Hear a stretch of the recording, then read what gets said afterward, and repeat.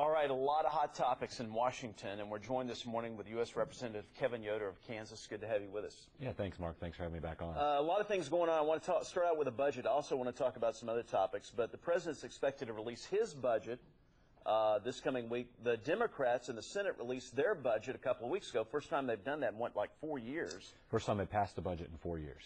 And so now the Republicans in Congress have a budget. Paul Ryan has kind of led the charge on that. Tell us how the two plans compare side by side. Well, the House budget actually balances. It actually runs a balanced budget in 10 years and actually pays off the national debt in our lifetime.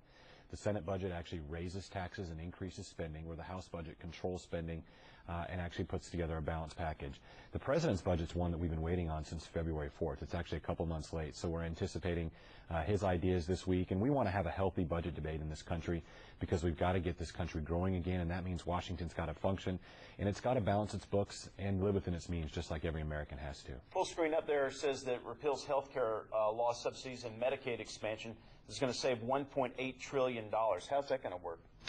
Well, what we've got to do is control our entitlement spending in this country, and so what we do is we not only repeal the Obama health care bill, which most Americans still feel is not going to reduce their health care costs. But how are you, excuse me, but how are you going to repeal that? It's already gone through the Supreme Court process. Unless you have a majority in the Senate and the House and a Republican president, well, is there a way to repeal that? The budgets are about contrasting ideas, and what we've shown is that with repealing the health care bill, with controlling our entitlement spending, with controlling spending in the budget, we can actually balance the budget. The Senate Democrats' budget never balances. It just stops running balanced budgets for the rest of time.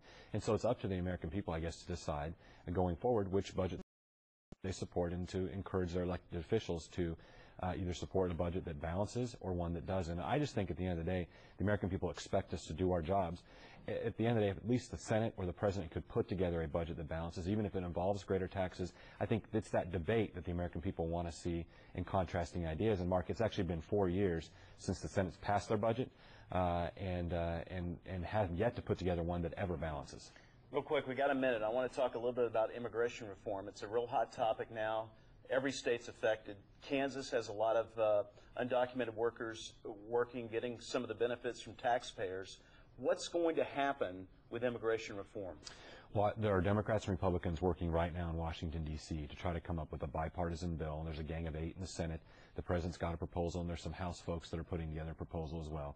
At this point, it's too hard to tell, but what we do know is that our immigration system is completely out of control in this country. We've got 11 million undocumented or illegal immigrants in this country. We can't control our borders, so we need border security. We need a good legal route to immigration in this country. Look, Mark, we're a nation of immigrants.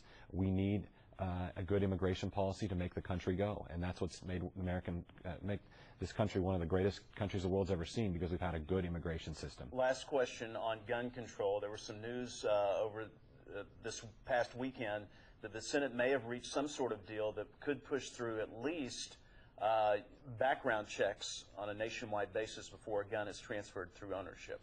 I think making sure that criminals don't have access to guns and that guns are only in the hands of law-abiding, tax-paying American citizens is a critical component of what government can do to ensure safety in this country and to ensure the Second Amendment rights of its citizens. And so hopefully the Senate will debate that bill, and we'll see if that can get to the House. Did you back universal background checks? Well, I support everybody having a background check before they purchase a gun to make sure that they're not in the hands of criminals, felons, mentally incapable folks that might threaten the American people because of their background, or obvious folks that shouldn't have them. But folks that are law-abiding, tax-paying American citizens, they should be able to have access to guns and exercise their Second Amendment rights. All right, Congressman Yoder, thank you. Appreciate it. Thanks for having me on. Come back to see us.